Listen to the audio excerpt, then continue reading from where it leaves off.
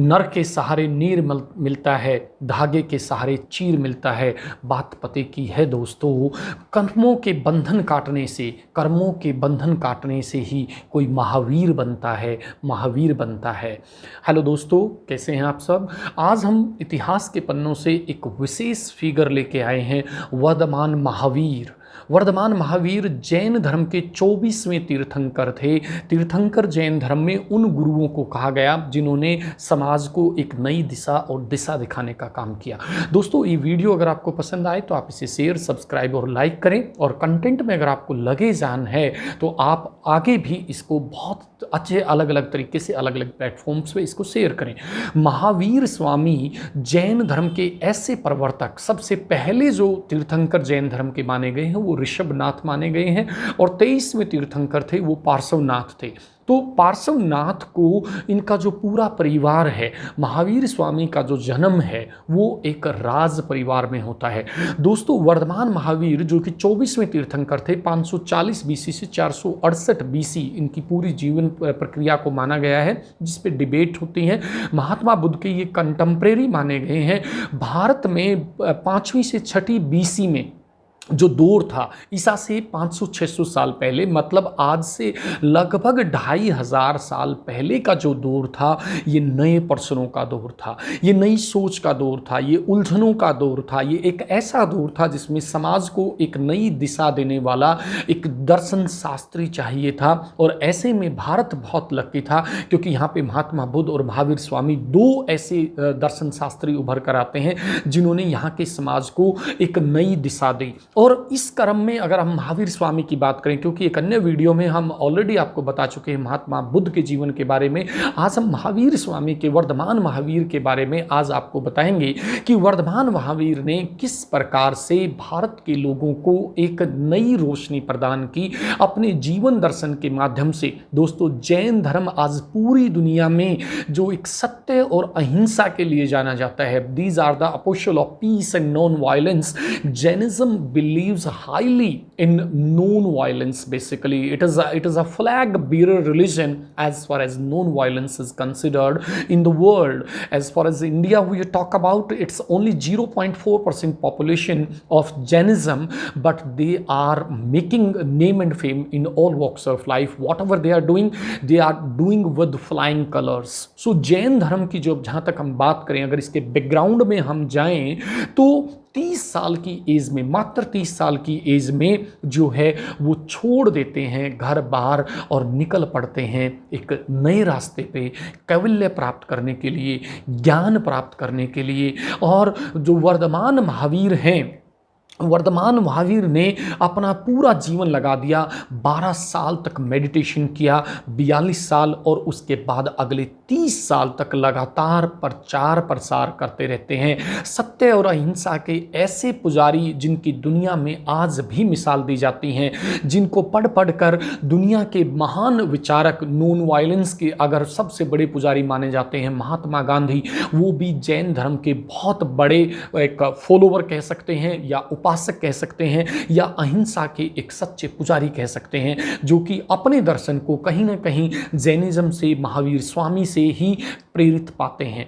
दोस्तों, महावीर स्वामी ने, वर्धमान महावीर ने पूरी दुनिया को एक अलग रास्ता दिखाया। जैन धर्म को एक अलग दिशा देने में एक 5 सूत्री कार्यक्रम जो उनका रहा वो बहुत इंपॉर्टेंट है। वो जो 5 है, नंबर 1 अहिंसा, दैट इज नॉन वायलेंस, की किसी भी फॉर्म में हिंसा ना हो। इवन जीवों को, कीड़े मकोड़े, सबको किसी भी रूप में, किसी भी प्रकार से किसी को भी हिंसा ना हो। आपने देखा होगा कि बहुत सारे जैन मुनि वो मुंह के आगे भी एक पट्टी सी लगाते हैं वाइड, ताकि सांस लेने आने जाने से भी या किसी को किसी भी तरह से कष्ट ना पहुंचाया जाए। तो नंबर 1 जो है वो अहिंसा। नंबर 2 सत्य, they always believe in truth and the doctrine of truth is always followed by Jains. इसके साथ साथ नंबर 3 पे चोरी नहीं करना, कि किसी भी तरह की थेफ्ट में वो इन्वॉल्व नहीं होते, और उनका धर्म ये शिक्षा देता है। दोस्तों, इन जनरल अगर हम बात करें, मुख्य बातें हर धर्म की अच्छी ही होती हैं, सत्य ही होती हैं, सरल ही होती हैं, और जो सत्य है वो हमेशा सरल ही होता है। नंबर 4 पे अगर बात करें तो वो करते हैं ब्रह्मचर्य की बात, कि आपको एक निश्चित अवस्था में एक ब्रह्मचर्य का पालन करना चाहिए। और नंबर 5 पे वो करते हैं अपरिग्रह, मतलब धन का संग्रह ना करना या non attachment with the living things. That means कि भौतिक संसार से परे की बात करते हैं।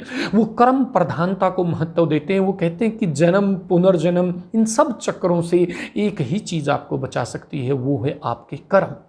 महावीर जो थे, उनका जो शिष्य था, वो बाद में जाके ही इनकी टीचिंग्स को प्राकृत में, संस्कृत में, तमिल में और बहुत अलग अलग तरीके से इनको पूरी दुनिया में फैलाया जाता है। उनका जो प्रिय शिष्य था वो इंद्रभूति गौतम था, जिन्होंने इनकी शिक्षाओं को संकलित किया और बाद के वर्षों में इनकी शिक्षाओं को अलग अलग जगह पे प्रचारित प्रसारित किया गया।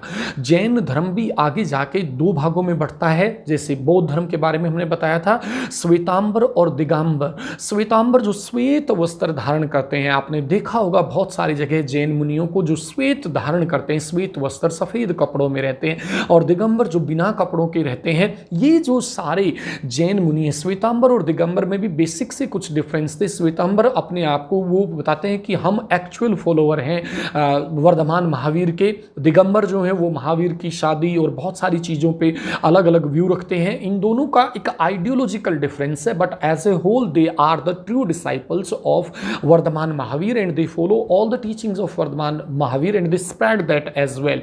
आपने देखा होगा कि राजस्थान, गुजरात वगैरह का जो ये एरिया है, यहाँ पे ज़्यादातर आपने श्वेतांबर देखे हैं कि जो सफ़ेद कपड़े पहनते हैं, उनकी शिक्षाएं अलग अलग रूप से, अलग अलग तरीके से प्रचारित और प्रसारित होती रहती हैं। बेसिकली जो बौद्ध धर्म के से अगर हम कंपैरिजन करते हैं तो जैन धर्म का प्रचार और प्रसार वो कहीं ना कहीं इंडिया तक संकुचित रहा। उसका रीज़न कहीं ना कहीं ये था कि बौद्ध धर्म को जो श्रेय मिला, बौद्ध धर्म को जो आश्रय मिला, वो राज परिवारों से, और विशेष तौर पर मौर्य साम्राज्य में अशोक ने उसको, राजा अशोक ने जो उसको आश्रय दिया, उससे वो फला फूला और दक्षिण एशिया में और बहुत सारे देशों में फैला। लेकिन जैन धर्म को वो आश्रय, राजा का धर्म ही प्रजा का धर्म होता है, आपने पढ़ा होगा, सुना होगा। ये जैन धर्म के बारे में थोड़ा सा इस मामले में कि ये भारत की सीमाओं से बाहर नहीं गया, लेकिन इसका मतलब कतई ये नहीं है कि ये धर्म, ये आस्था, ये विचार, ये नूतन परंपरा किसी भी तरह से, किसी भी रूप में कम आंकी जा सकती है। क्यों? क्योंकि इनके जो यूनिवर्सल सिद्धांत हैं वो आज पूरी दुनिया उनको फॉलो करती है। यूएनओ फॉलो करता है। ह्यूमन राइट्स की बात आती है, आज दुनिया में जब जब प्रॉब्लम्स की बात आती है तो तब तब जैन धर्म के या वर्धमान महावीर के रास्ते की बात आती है। और दोस्तों, लास्ट में मैं सिर्फ यही कहूँगा कि आवश्यकता है जिनकी सारे देश में, महावीर छुपे हैं अहिंसा के भेष में, अहिंसा के भेष में। Thank you very much.